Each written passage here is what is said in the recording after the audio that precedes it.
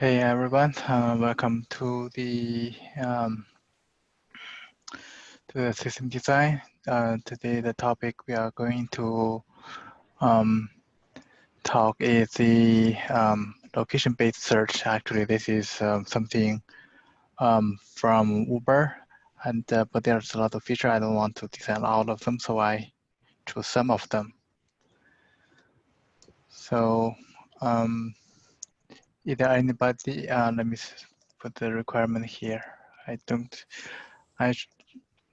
choose. You can see from the code pad. There's only two features. That let me share my screen.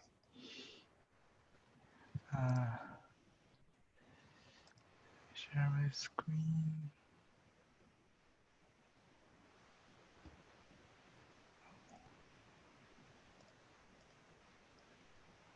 Okay, something wrong with my sharing. I don't know why.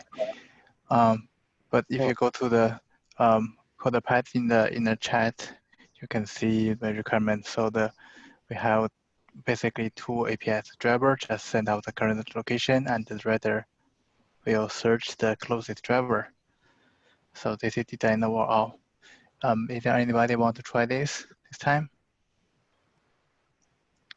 I can try, but I was thinking to make it more simplify this thing. What do you mean? How do you think? So this still, I think, is a really tricky problem. I was thinking to have something like a Yelp like thing where all other things are constant locations, only the user location is moving. Because if you see here, there are two things which are moving. Driver is also moving, the rider is also moving. Yeah, that's right. I was also about to say the same thing. Maybe design a review system like Yelp based on the locations you have the reviews. Okay, I see. So can you tell me that in the Yelp that what's the requirement for the Yelp? I'm not really familiar with that. So Yelp requirement would be similar, where you have based on your location, you want to see all the nearest restaurants. So here you want to see search the closest driver. It would be based on the user current location. It would search all the restaurants. So the restaurant's location would be static. Here, what is happening? The driver location is kind of moving. So we are just thinking that way. The driver location is static; it won't move, but the user location can move. Okay, so I think my purpose of this design is that the driver is going to move. That's an important feature of this. So I think if we can solve that, then we can even solve this problem. Okay, yeah, then we can start from there. Let's start from Yelp. If they think because here the core logic would be how you will store things, and then if we take more complexity, it would be okay. It will become little hard. What I will feel, but up to you. Okay, maybe we can start from the Yelp. So in case of Yelp, you can think of consumer like the customer itself. He's the driver. The user is always moving. Okay. Okay, so I think so. This can be like I can talk about the requirements, and maybe someone can take over the design. Okay. Yeah. I can't share the screen. Can you share your screen? I think if you no, have I'm just typing on CoderPad. Is that fine? Okay, because I find that I can't share the screen. Other than this Zoom session, there's been nothing, and this Zoom is recorded now. Yeah, could you please share the screen, because then the okay. recording will go on YouTube and they cannot see the CoderPad. Okay. All right. Yeah, I didn't know about that. Yeah. I can share the screen, and you can meanwhile write on the CoderPad. Yeah, that is also fine. 1 second.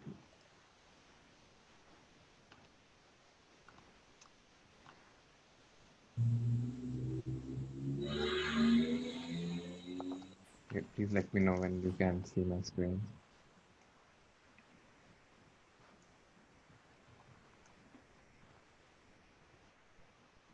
Yeah, we can see. Thank you.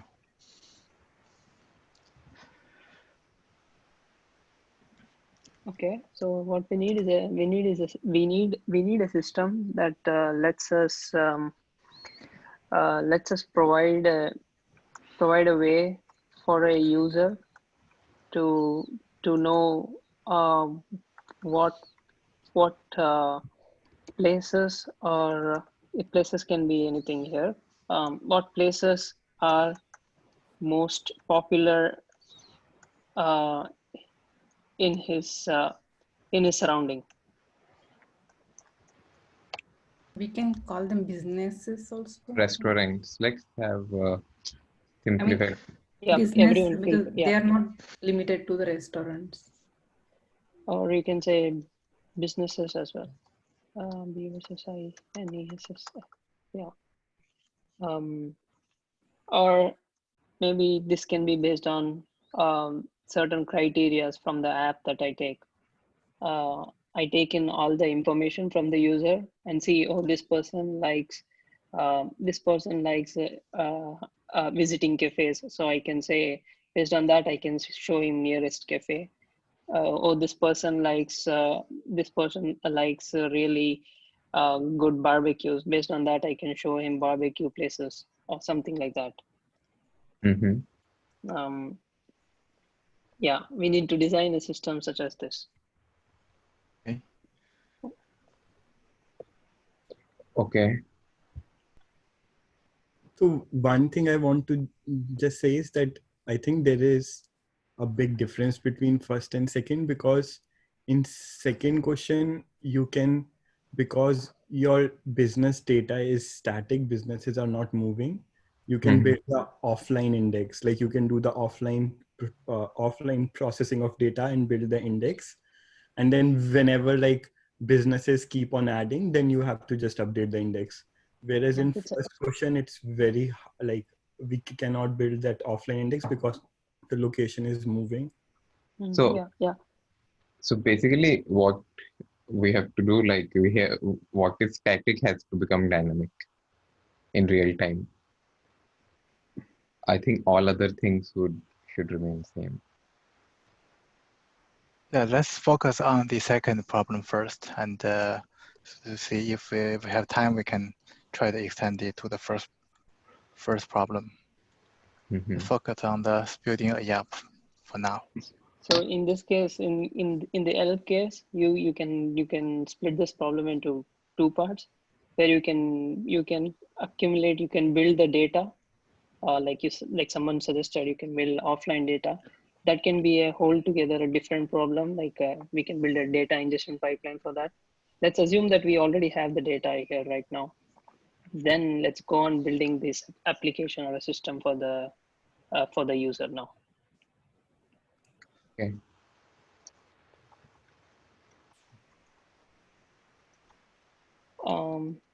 We already have the data like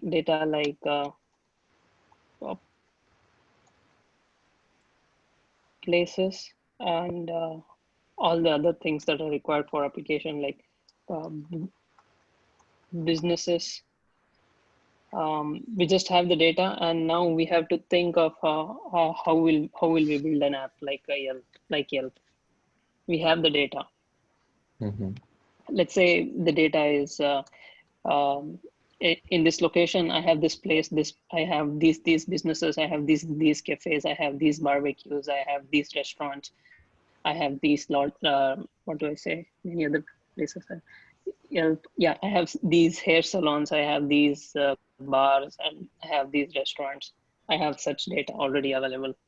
Now, how would you go on building Yelp? Okay, we can start with the function requirements. Okay. If you want, I can write.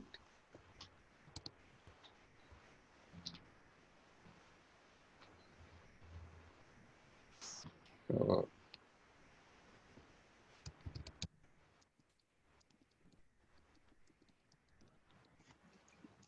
what what everybody think would be a functional requirement here? Most important in the search for the place.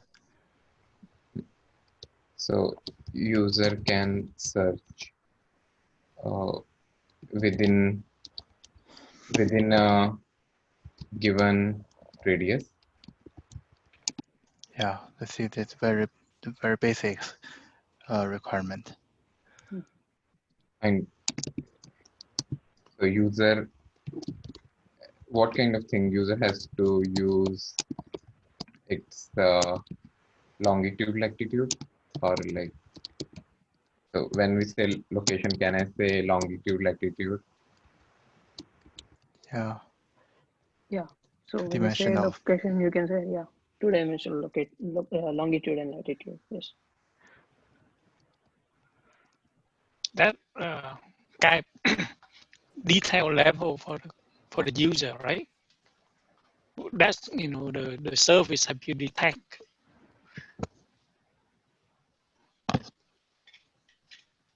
And user can User can say like he needs to see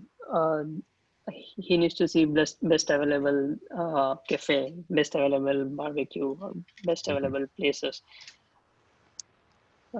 best available salon or bar, anything like that.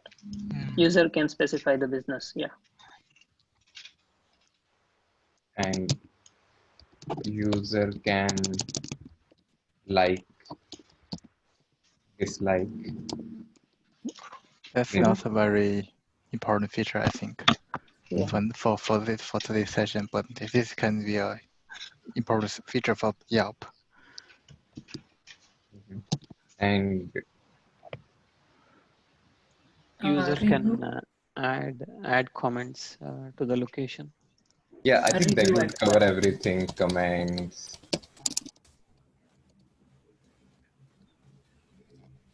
And what else? Business can add themselves. Add themselves. Yeah. This is more like the administration feature. Yeah. So And so one more thing, within comments, you can add images as well. okay. Images and ratings. Yeah, as Sweeney said that user can read the business. Yeah. Hello. Yeah. I'm thinking. Okay. So do we want everything like a V1 for us, or we want to focus on? I think so, yeah. Yeah. First two features, first two requirements. And this, I'll put everything like a V2 right now.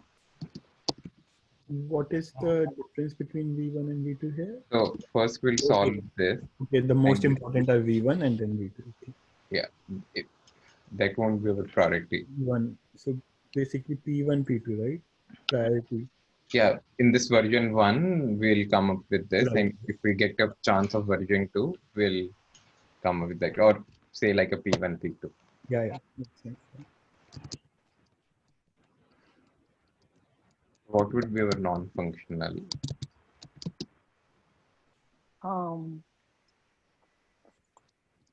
Just think about this. Since we are building an app for all the users, for now, let's say that we are just focusing on clients, on customers who are within North America. Mm-hmm.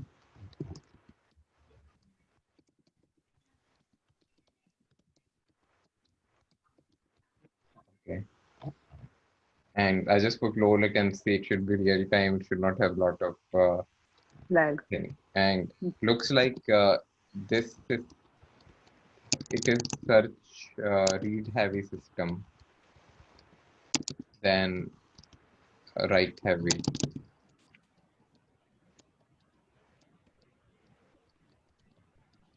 Because we are making a lot of searches, but we are not making a lot of writes until as user location change or some new restaurant or images or whatever is coming.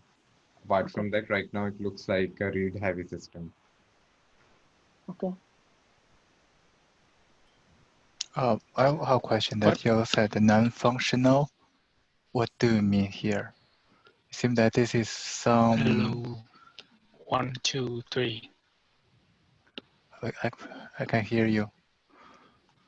I wonder that what is non-functional here?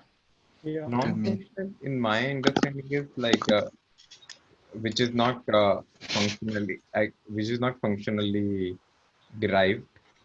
Which Like a is not PM. something. Yeah. Which is not. I think. Yeah. It is not something that your application needs to do. Like it is not a function of the application, but overall the system should look like it think in like a tangible, non-tangible thing. Something is really tangible. You want this, but other things are non-tangible. You don't see it as a functionality, but if they are not there, then the application won't work. I think functional is what the end user will use it. Non-functional is what the designer has to take care of. Something like that, right? Yeah, in that way. All Like like if you think of Yes, if you think of a refrigerator, then that means it is supposed to cool the things for you, but at the same time the refrigerator should not actually use a lot of power to cool down things, to cool down your items. So then can we say that functional requirements are something that are must have, and then non-functional is something which is good to have? No. No. If non-functional are bad, think in that way. If it is a high latency thing, nobody will use your app. Yeah, so it's a good to have thing, right? That if No. you can still build your search system with the functional requirements, but the thing is nobody will use your thing. So that's why these things are really important to consider. Hello. Yes. Can you? Yeah. What about like consistency? Does the user update or comment have to show up, or take time? Yeah. Here the consistency could be eventual. Yeah, I agree with that. Like it can be eventual because we're just showing user the places and locations, places and businesses that are around him. Let's say if a business gets added in the meantime, we don't show it in the real time, and we show it after 5 minutes or after later after 10 minutes, the customer logs in again and then he sees we're showing the business. I think so it is fine there, and we are not really doing any mission critical things here. So I think so eventual consistency is fine. Okay, let's move further. What next? And so this should be highly scalable and highly available. Are you typing or shall I type? Okay. I mean, yeah.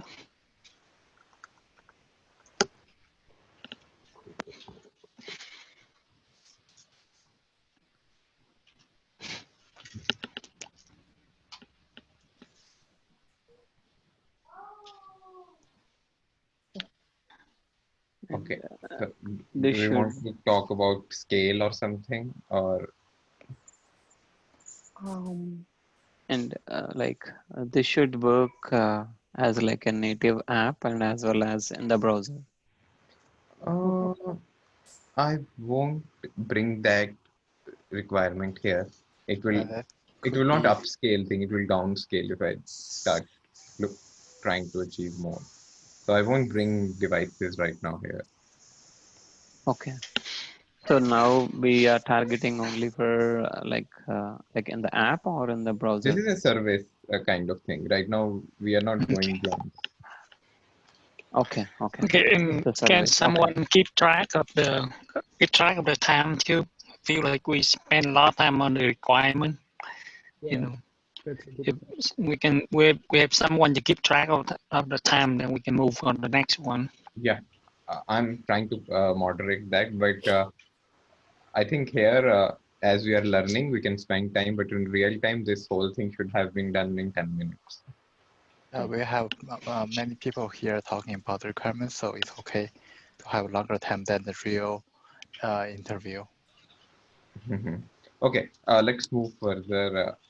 We can circle back if we need something later. Do we want to talk about scale or something, or directly jump into high-level design? Yeah, maybe we can talk about a little bit scale, because how many users are using.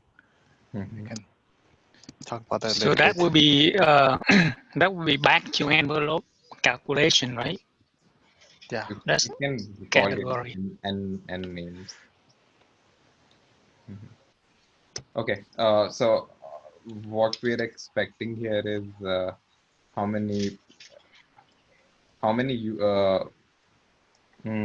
let's assume we have like 100 or 100 million places.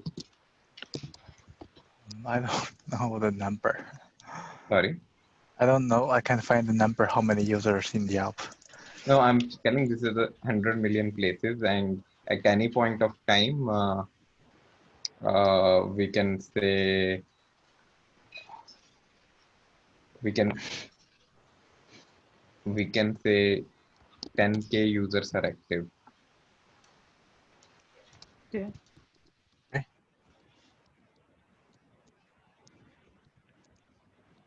So basically, we are getting like 10K requests every per second. Okay.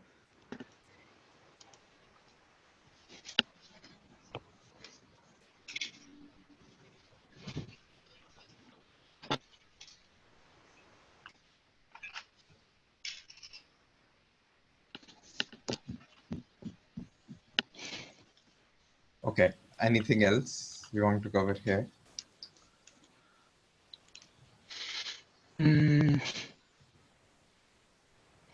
Okay. Lord, How many response time? Response time, we already told no, it should be low latency. Yeah, So we can say like one. I don't want to shoot on my foot, but How would we estimate? Yeah, I was trying to say that 1 second. But that won't be the part of the scale, right? Yeah, that will not be part of that. Is again like low latency. It's low latency. We can put the number there only. Yeah, that is part of high Right. low latency. I think so. We can say around 0.001 second, something like that. Yeah. But does that come into the design part? Like, do we put that? We just say low latency, or do we need to? I would say low latency. I would just say low latency. Numbers are not required. Yes. Yeah, I know. Yeah. Don't want to shoot on my foot like Yeah. something I later couldn't achieve. Yeah. Okay. Yeah. So let's move further. One thing I think Asim in scale is like number of users and like number of users that will keep on adding every month. Okay, that's a good point. We can even put like number. We can have like 1 million users, and out of that 10K are active users. Yeah, and probably like every month we'll have like 100K more users, something like that. We'll say growth rate of 10%. Yeah. 10%. That's the growth rate of 10%. Not 10% is per year. Okay, yeah, 10% per year is fine, yeah. And again here it could go. It can go. The load can increase up. The load can increase up to, I think we can say 10% here also. When we give the number of users, we give that number thinking about next 2 to 3 years, right? Do we need to give the growth rate separately in the design interview? We can, if I would be doing design interview, I won't care so much about the growth rate. Growth rate, right? Okay. Because I already took some very substantial number of 1 million. For the number of users, yeah. Yeah. But I think it is important to consider the scalability, right? So basically scalability is how your system scales with the growth, right? So the counter argument which people give is, if you are targeting 1 million users, design a system 3 times. So basically design for 3 million.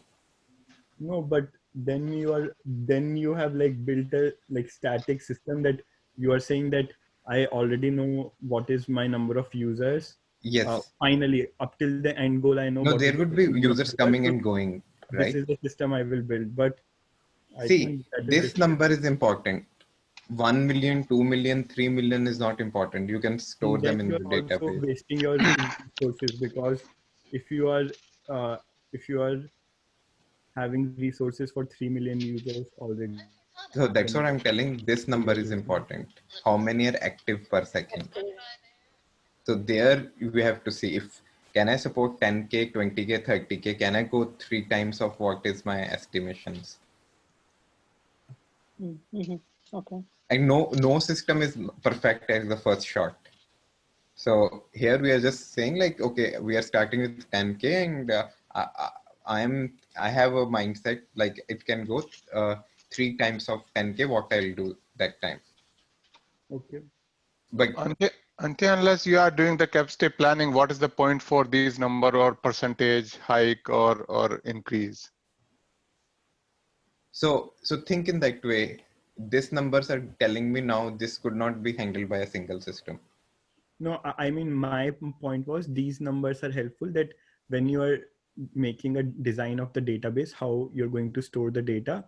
So you have to keep on consideration that, okay, now you have stored your data like this, but you might get more data. So, and what is the growth? So if it is a location based search, probably you are keeping the users with the same location in one database, right? When you're when you're sharding.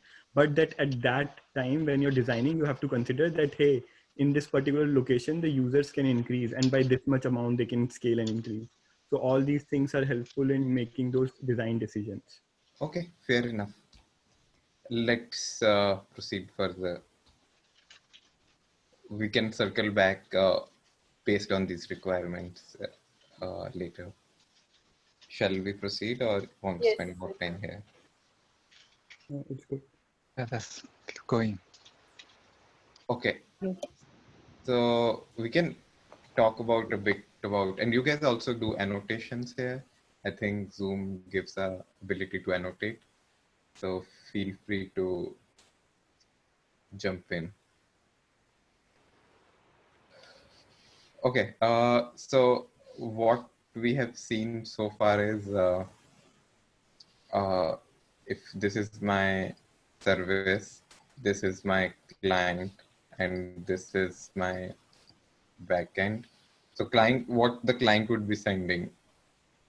Client would be sending this a request with location, and based on that, we'll query. We'll have our database and sending us the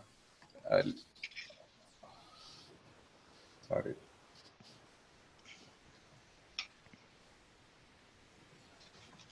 Yeah. So based on that, we'll return the list of places. Good so far?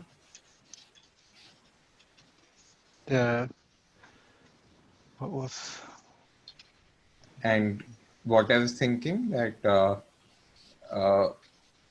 if I would start with something like a brute force here, where I have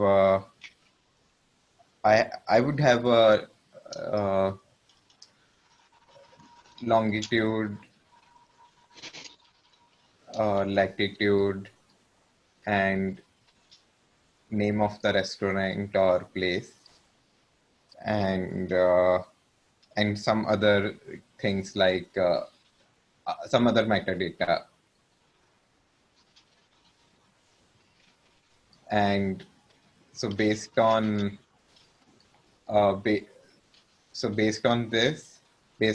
brute force is like do a query in the database, go for something like we already have a radius. So oh yeah, so user would also be sending the radius. So that is my like initial thought how it would work. What the radius? Given this table, how would we construct and query the data? Let's say suppose the radius is like 10 miles. Mm-hmm. So what we would be doing is something like a between, where I would be, so let's say longitude minus x and longitude plus x, and then latitude minus x and latitude plus. So x is the radius here, and then I'm doing a between whatever is between this guy and whatever is between this guy, all the restaurants, and then I'll return it. And then, like, let's say if it's like a restaurant, and you filter on the restaurant. Yeah, we can send filters also. Right now, that was our V1. Is somebody also writing? Oh, I'm writing. I'm trying to write. I try to understand what your longitude and latitude minus x. So this is x, right? This is your current position, and you want to find all the restaurant in this square. Is that correct? Where is the user? User is this? Yeah, this is user. Yeah, so it would be like this. Okay. Oh, we are both right. I'll say just annotate on the Zoom. Shall I rub this for now? Yeah, you can. So Leon, is that clear, or you have more questions? Yeah. So are you okay? So filter by the restaurant, and then what is sort criteria? Are you sorted based on the one closer to where the user is? Yeah. So user send its this is user longitude latitude. So we removed x from there, added x, and the latitude also we removed x, and then we will search in the table what all the values are between. So this will become a union of that. So this is a kind of a MySQL database you have there. Yeah. Okay. So, and another service would keep on adding new restaurant. Like we told, like there would be something like an admin service which would be updating this guy. But right now it would be like this. So based on the user location, I have one database, and then I'll go and search based on this criteria. Okay. One data, like, I mean. So in case of this between itself, how do you think this between will scale for around 100 million? Yeah. So we'll come to that. That's a good question. So right now, I'm just trying to think out loud. What will the brute force in this case? So if we could solve this, then we can now improve it or think about a different approach. How have we solved this? So we are saying that in brute force, everything is in one machine, or is it distributed in multiple? So let's say this is the abstraction for me. It could be MySQL or NoSQL, and I have some. So right now, let's say this is MySQL, and we have 500 million places. And I'm not that much worried about how I will store the data. I'm quite worried about how I will query the data. So how will you query the data? Are you going to query all the shards? Are you going to query some shards or what? So I would be right now, so if it is a MySQL, so I don't care about shards. I'll just run a query and get my data back. So right now it's just talking about just having one database there. And then, and the problem here is I can, why this is costly? I can index on longitude, latitude. I can easily get data, but the problem I think here is the intersection, which is a costly operation here. I find something interesting data, like also querying. Sorry, I think two people. I'm trying to say that I checked the data. There are less than 3,000 restaurants in Seattle. So that means that if we can put this data within the scope into a city, we can move our data in memory very easily. Yeah. So, but first, I know this kind of problem has a special data structure. We can come to that. But right now, just trying to see if I put in MySQL, what are the problems? Do you see like the problem over here?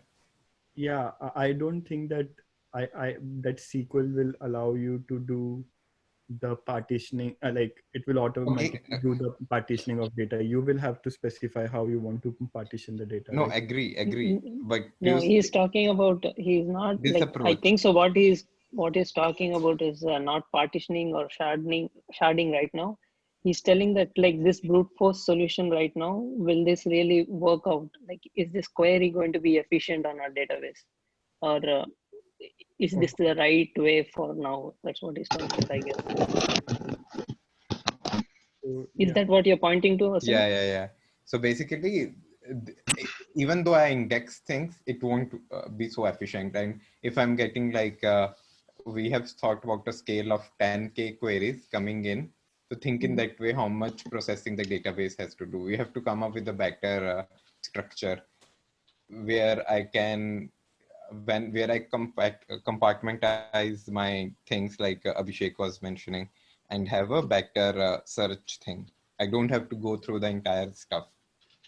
Yeah, another thing you may be interested in that there is something called Hilbert curve that will map the two-dimensional data into one. Nice. And this is what I learned from the, can't remember what source, but this will make the search much faster. So, but not very accurate. So there is a special data structure here which is used in this kind of problems. Yeah, they are similar. Quad tree. Okay, you're telling these both are kind of similar. Yeah, similar. Oh, I think the quad tree is also mapping into a one-dimensional data, right? It is one-dimensional range. But anyone is familiar with the quad trees or Hilbert curve? No. Yeah, no. Okay, so let's, even I am not that much expert in this, but I can tell you that how Yelp and other companies, they had solved this kind of problem. So basically from looking at this, we need some kind of a structure where I can kind of shard my data rather than having everything in one place, or at least I can go to particular section and pull everything rather than querying my entire list. Okay. So basically here, what generally they tell is that you have let's say this is entire globe, and then divide into 4 parts. Then you will have some longitude, latitudes here. So this will become into 4 parts. But if you see, entire map, there would be, let's say here we have, in this region, we have entire ocean, and we have entire land here only, or this region is not popular, or this region is popular. So what it does is, again, so it has a threshold. It again breaks the thing into different sections and keep on doing till, so let's say again, we have more things here, and it will keep on breaking it to further 4 compartments. Something like a spatial storage you're talking about, right? So this is a kind of quad tree. If you see, everything is four children. Okay. I think what you're saying is that if I know where I want to search the location, I don't need to go through entire ocean to search. I will look into just that quadrant to search for those items. Yeah. So basically, if I know my user is here, so now I have my search area is this one.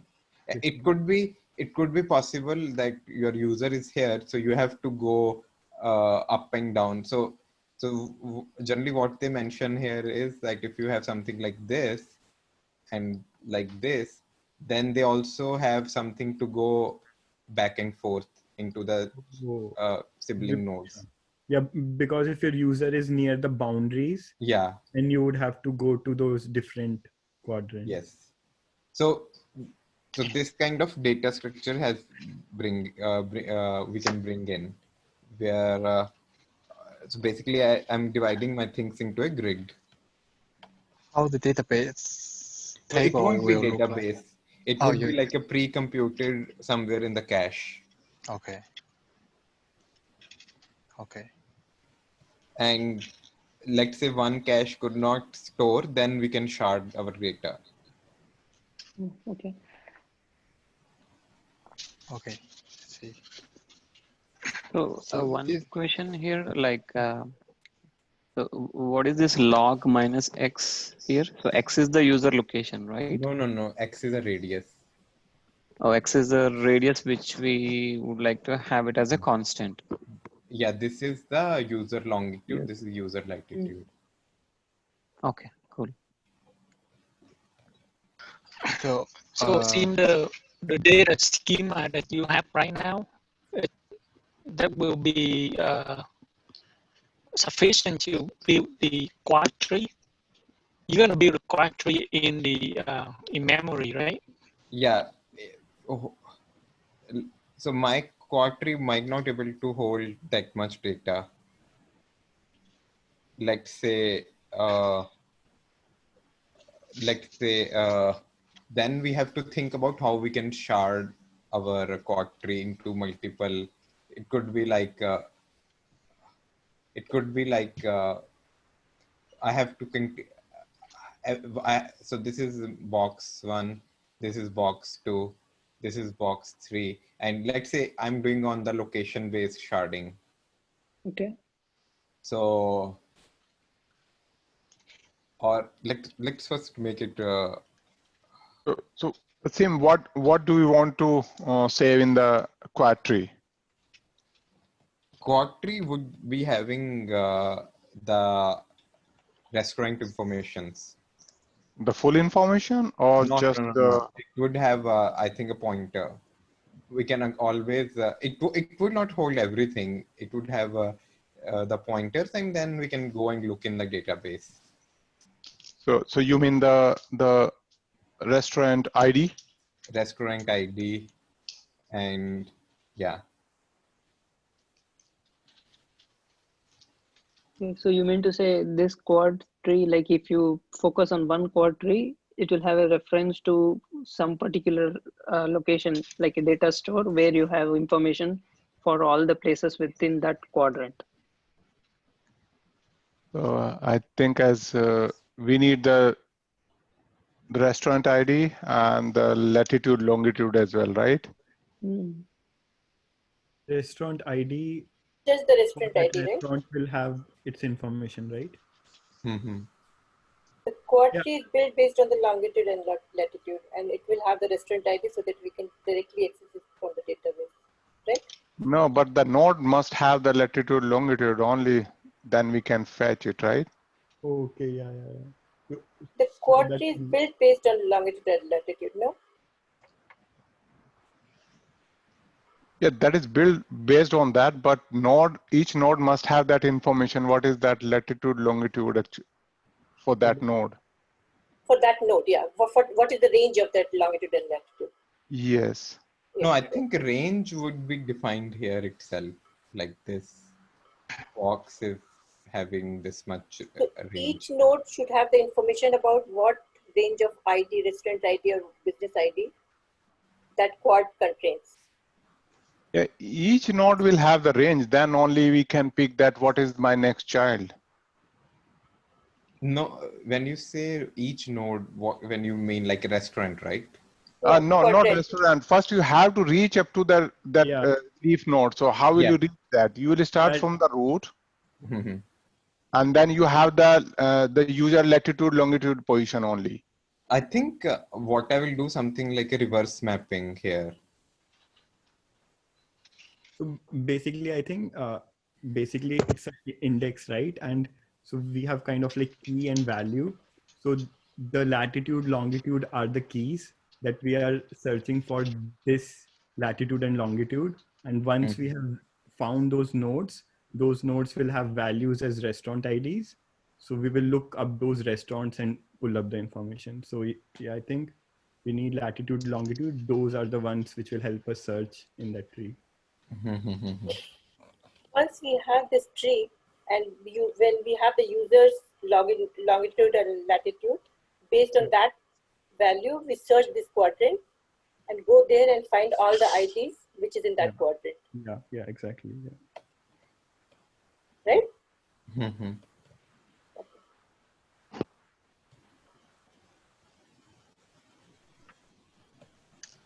What are you thinking, Asim? You mentioned that reverse mapping, right?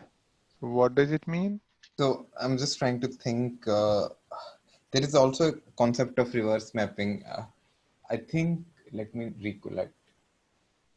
Let me think. I think that is mostly if your server goes down. So we keep a track of reverse mapping, like which location has what thing, and to bring that back. So that is something new. So right now, if you see like what we are doing, we are coming here and then saying that, okay, this has this restaurants, but what reverse, let me recollect. I think I'm just trying to recollect because I read this thing a while back. I can't recollect right now, but I know something reverse mapping is used here. I think this is one of the session which Bhavesh did. But okay, either way, the concept would be something like this, where we'll be having each compartment of locations, and then we might need to go back and forth to get cover the radius. And then we can shard it based on region. Like, okay, North America would be here, and Asia would be here, and Africa would be here, something like this. But the problem is if one region goes hot, then what to do? Other thing is based on the location of the restaurant we can shard, but that means like every box would have entire map, and then few restaurants would be here, few restaurants could be here, few restaurants could be here, and if so, then I have to consolidate based on all the restaurants. Like I have to find, okay, what are the restaurants are here, what are the restaurants are here, and then I have to consolidate going to all the shards. Something like we can do like a zip code also, right? If two zip code nearby will be, we should be able to access it. We can fan out to those nearby zip codes. Those won't be a lot. So in case of one, like you said, this B1 represents a shard, right? Yeah. Like similar to shard. So what if it becomes overloaded, like it becomes a hot shard, and then you mean to say you further split into it? No. Right now I'm saying like based on the location of the restaurant, this shard we will be creating the shard, but this would have entire globe. Earlier, what I was told, like this would have one continent, but right now this is entire globe thing is there. So let's say this is US or Seattle, this box. Then let's say 7-Eleven is here, and this is also Seattle. Let's say McDonald's is here, and let's say Subway is here. Now I have to go to all the shards to find out what are my nearest restaurants. So then it won't become that much hot. Every shard will get hit. So the shard so is accessing on... all the shards, like accessing all the shards, will that not be costly? Yeah, it's a trade-off between splitting, having all data in one shard versus having data in multiple shards. Oh, okay. Yeah, that is understood. By hot, do Can we we use Can it be short the per location? Mm-hmm. Can it be short per location? Oh, because you can go on different chart, right? That could be time consuming too. Because a lot of time, let's say if you let's say the search is based on certain criteria, right? For example, like most number of like or something. If you wait for all the data come back and sort it before you return it to the user. Sorry, I didn't get your point. Because you have to go into each chart to get the data, right? So once you get back, you need to aggregate all that data, right? And sort based on the user criteria.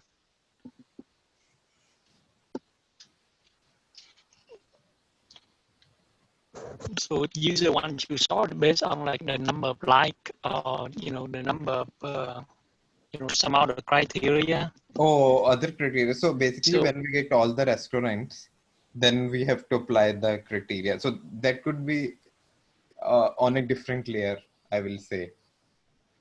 That so let's say now this stores entire data. Then there would be like an aggregation server, and on top of this, we will be querying this server. And then once your aggregation is done, then we can apply filters on top of that data and say like give me via rank. So there could be 50 restaurants which can come up, but I will show you only top 10 or top 5. So that can be done in a different layer rather than having that data here. Like that is one thing coming to my mind. But that would be a drawback, right? Because you need to get all the data first, and then filter, on different layer, filter on different criteria. So it could be a design decision, like whether I want to filter here or I can give the responsibility to the shard itself, which I think would be which would be that would take a lot additional of responsibility on the shard to maintain priorities and other things. It could be doable. I'm not saying it is not, but I'm trying to understand like where the responsibility should lie. Yeah, if you give the responsibility to the shard, like in order to come up with that right technique, there'll be a lot of trial and errors. Do you feel? Yeah, I think so.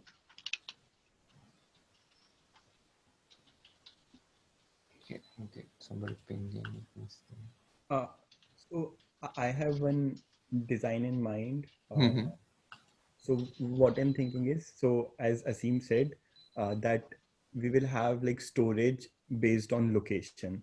So each shard will store data related to similar location, right? Now what, and also we will have another like hash map kind of thing, which will say that for this location, this shard ID has the data. For like this range of location for zip code 98005, you need to go to this shard, right? Now, whenever a search query comes, you will see in that hash table that what shard IDs I need to go to. There might be few nearby shard IDs you want to go to, and then you can get the data from there, right? Now there are two problems. One problem is that what if a particular, from the storage point of view, if we are running hot, so what if a particular location has lot of restaurants that cannot fit in a single shard, or what if a particular location has very less restaurants that we are wasting the shard? So that we can adjust. If a location has lot of restaurants, then we can split the shard, and in the hash table we can store that this location has this shards that you want to go to, right? This is the storage problem that we have solved. Another problem is, what if we are running hot on query, that if a particular location has lot of users, so that can be easily solved by replicas. If for a particular location we know there are a lot of users in that location, so for that search index, for that database, we will create replicas, and we will those replicas will serve multiple queries.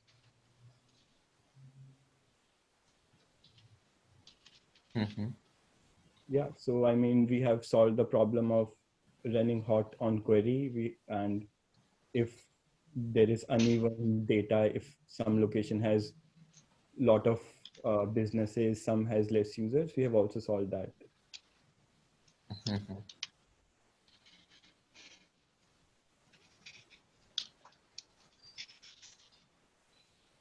Could you please repeat again how you actually propose that the right solution for the right, if a particular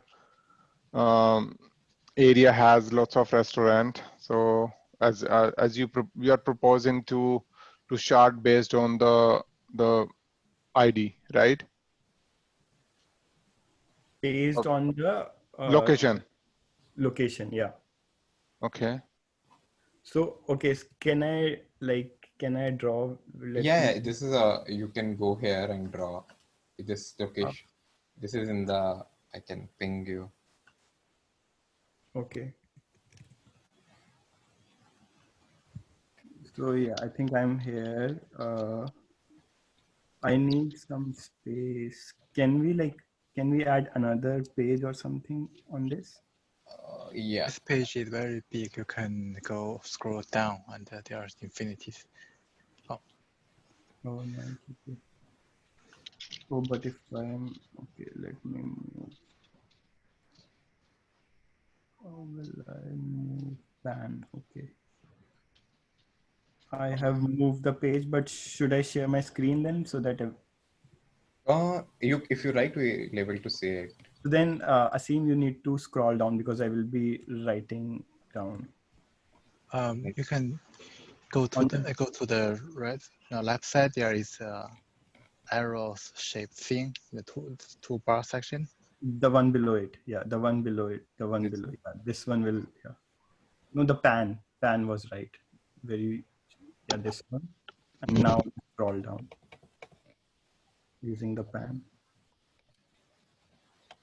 Okay, I think you can share your screen. I couldn't figure it out how to go down. Okay. I'm clicking on this pan, but nothing is working. Oh, you can drag the canvas. Can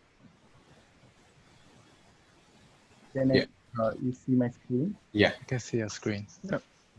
Okay, so what I was saying was, so basically we have these shards based on location. So let's say, to simplify, these are based on zip code, right? And each shard can have either multiple zip codes data or if a zip code has a lot of data, then probably 2 shards can have like 98005 data. Or if there is less data, then like 1 shard can have data of multiple zip codes, right? So we are storing all this information in a like kind of a hash map, which could fit on a single machine. So this hash map just stores that for this zip code, what is the shard ID? So let's say this shard ID is 1, 2, 3, 4.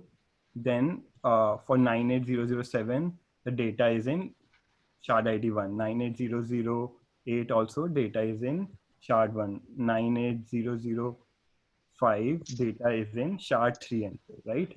Now, if my query comes and we know that what location we want to search in, so we will first go here and find out what shards we need to go to find the data. So let's say if it was 98005, then we will fan out our query to these 2 shards. This will return the result and we will return it, right? And let's say now the data for 98005 has increased. So we will create another shard, which is 5. And now 98005 will have 3, like the data will be among 3 shards, and we can update the table here. If the data becomes less or something, we can rebalance. We can always rebalance and update this hash map, right? So this is how like our storage problem is solved. Another problem is, let's say, hold no. So you're telling that 3, 4, 5 have the data of 98005. Yeah. So you will store like these 3 servers are having 98005. Yeah. Okay, so now how will you make a query based on the latitude, longitude? Yeah, so there could be like one machine which could be running that given a latitude, longitude, find out what is the zip code, like what are the nearby zip codes I want to search in, right? Okay.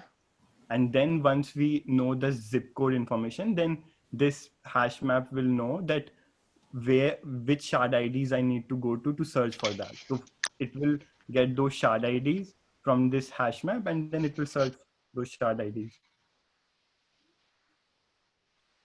So that means this hash map is having all the zip codes for North America. In the sense, if you're building the service for North America, then this hash map is having all the zip codes. Yeah, okay. And yeah, exactly. There could be one division before it. So let's say this hash map could be for North America, right? There could be another hash map for Asia, right? So initially, like which region the query is coming from. So if it is from North America, let's say if this hash map can also not fit in one memory, then you can divide it based on the region. So this is the very first, you see what region it is, and then you decide what the zip code is, and then you forward it to this hash map. If it was Asia, then you forward it to this. How does zip code related to the radius? Yeah, like in New York, one building could be one zip code, right? But in some area the zip code is very wide. Like it many mile width, many mile. I high. think that tree we were building, that will store this information, this map information, right? So which tree? That that spatial globe we were drawing. No, here in this solution, Abhishek solution, he's not considering the quad tree. No. Yeah. How does this? Yeah. So okay. I wanted to ask that. How does this relate to quad tree? Yeah. So these shards will store the quad tree. So let's say 98005. This zip code is of 50 miles, right? But I am looking for only people within my 3 miles of radius. So I have that data that I am looking for this latitude, longitude. So this 98005 will go to these shards, and these shards have all the information about 98005. And the quad tree will help me find out that what exactly are the business IDs which are within the 3 miles of this region.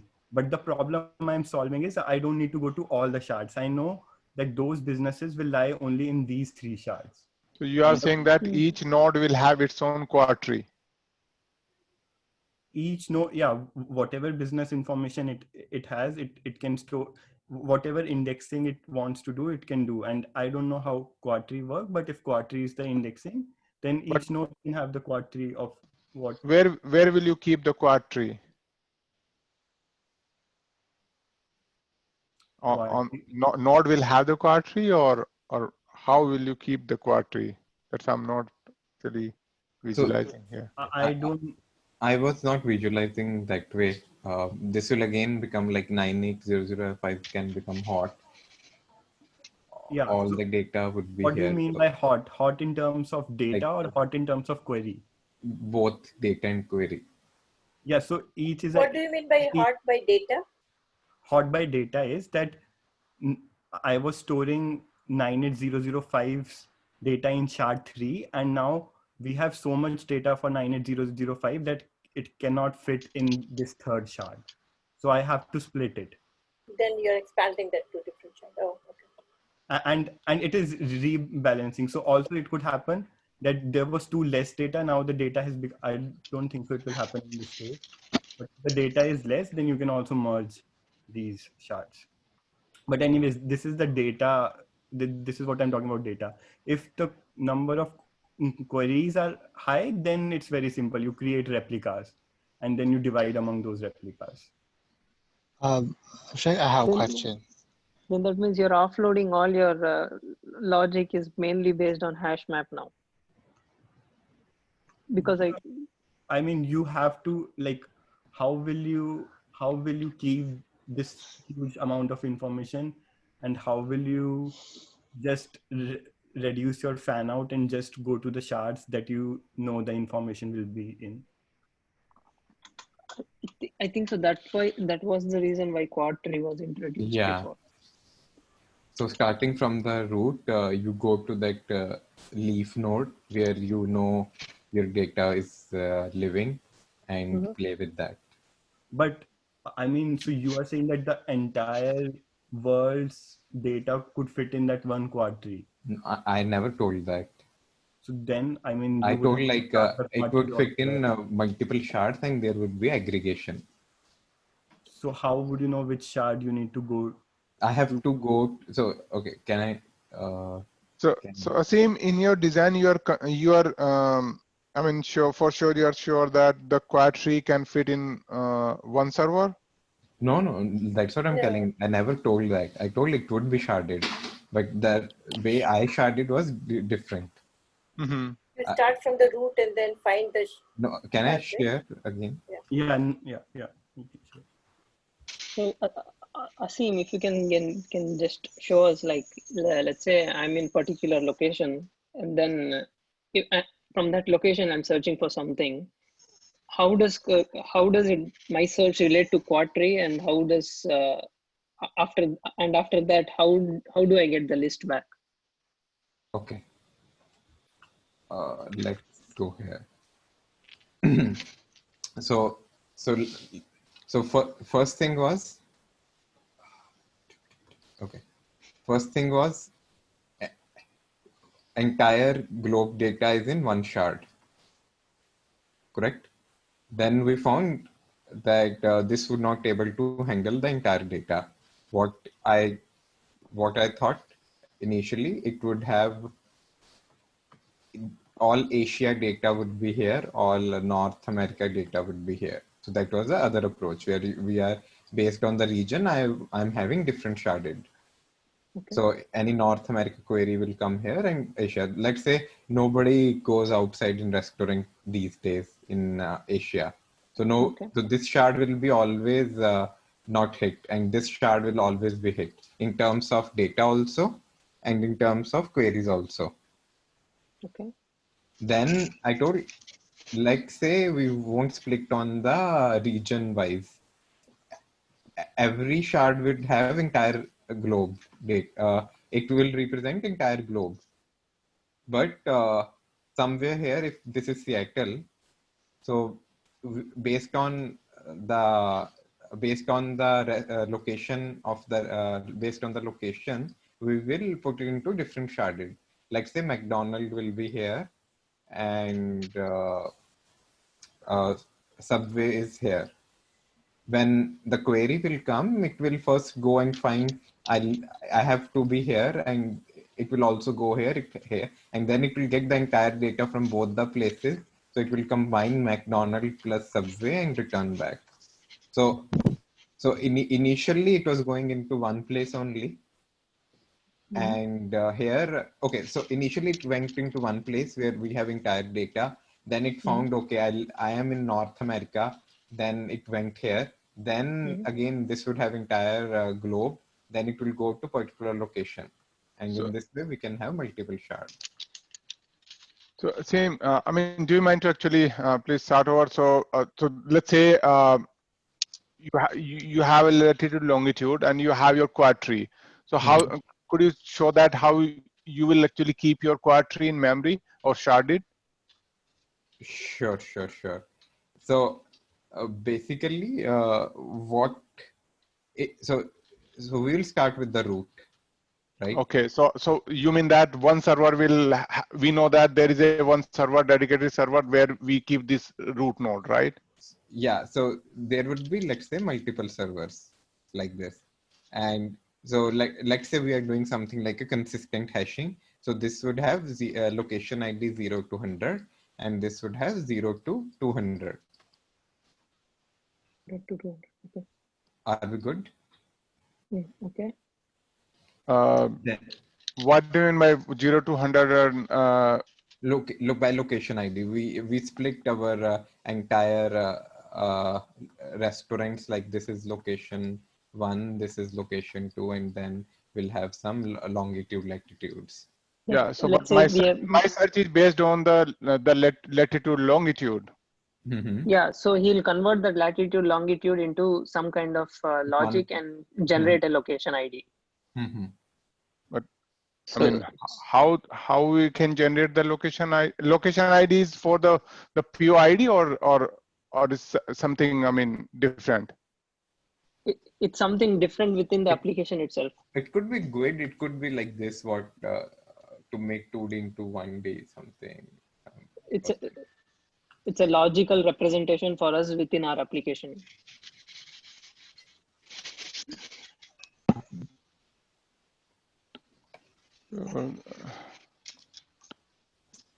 So these location ID is actually exactly based on what? Based So on the location. let's make it really simplified. Let's say this is just incremental counter for now, and let's see how it goes. Is it good? For each quadrant, you are giving an ID. Oh, right? okay. So you are saying that, okay. So these are some sort of a ID, right? ID for this quadrant. Yeah. Okay. So, that's fine. Let's say they some kind of uniquely identify an entity within your application, like for our business logic. Okay. Yeah, let's start with this. Correct. And this location ID is like global or region specific? No, this could not be region specific. This could be global. Otherwise, how will partition it? Okay. Okay. So then now we start filling our data here. So this represent. So let's say this is my entire globe.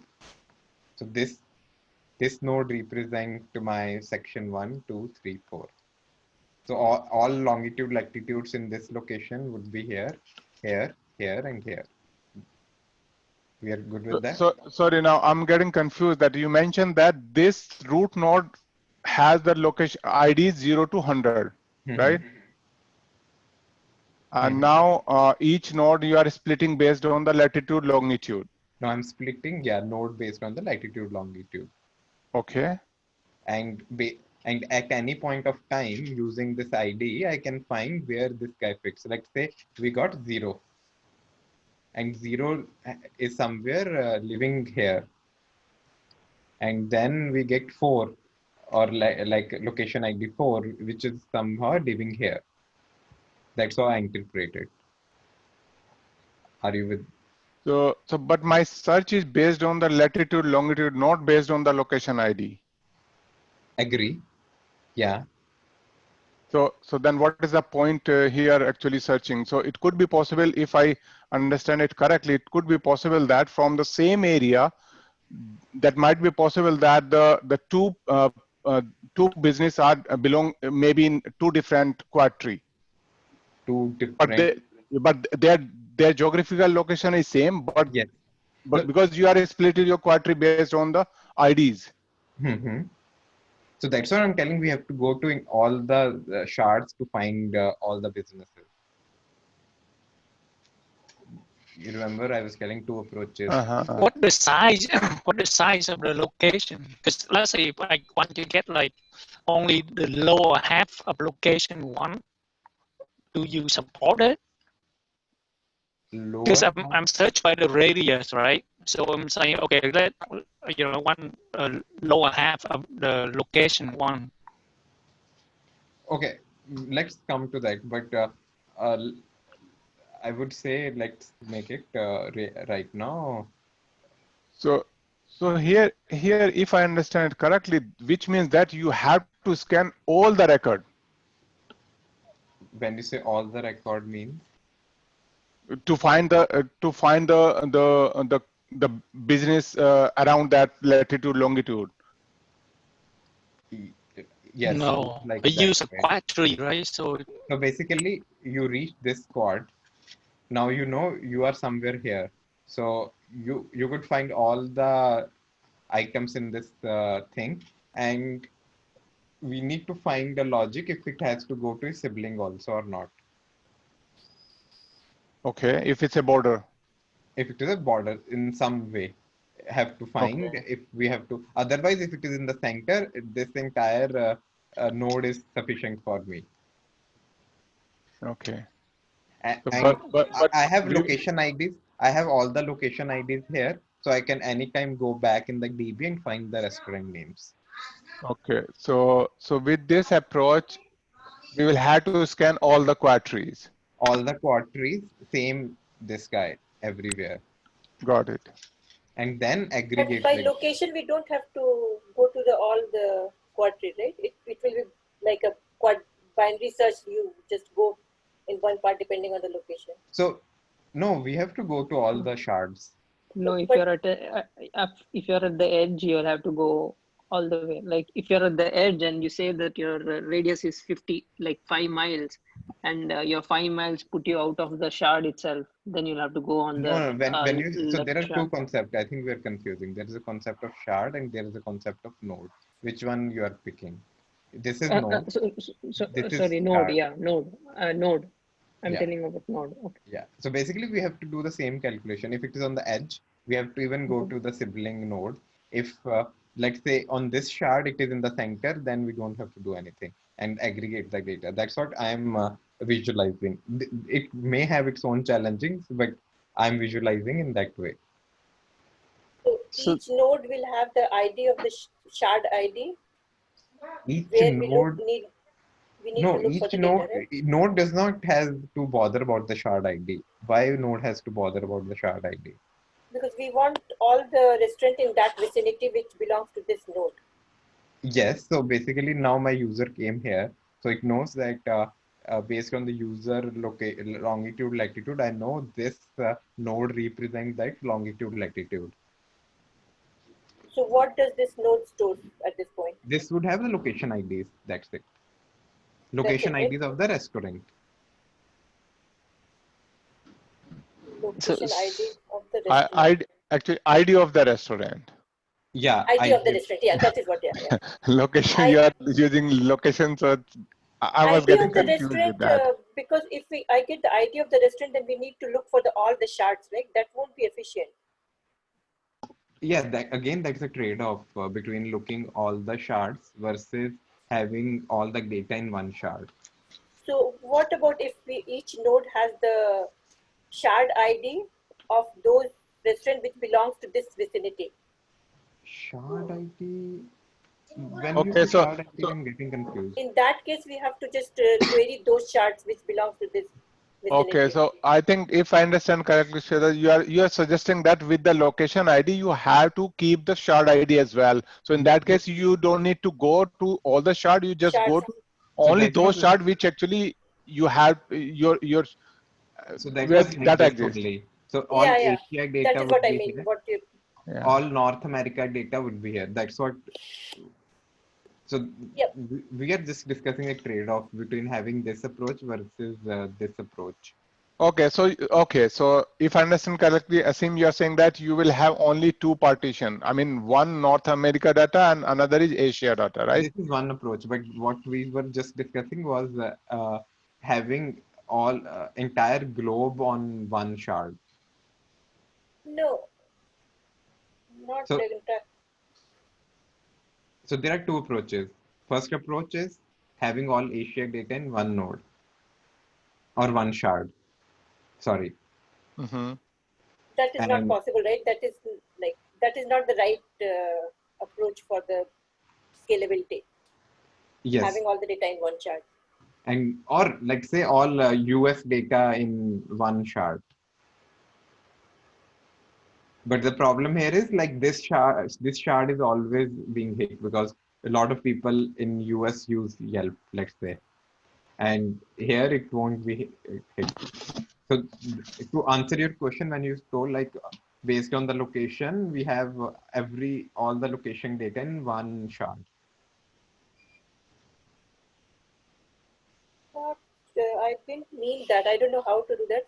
But what I can visualize that if each node has the shard ID of those restaurant in that vicinity, then it will be faster query. I don't know how to do that. Okay, let's try one more time. So from where we have started, we told one box having entire data, correct? Let's say one box. Let's start from the quad tree because this is adding the confusion. Yeah, so this is quad tree, and one server, so server or shard are interchangeable. Yeah. So one server or shard has entire data, correct? Mm-hmm.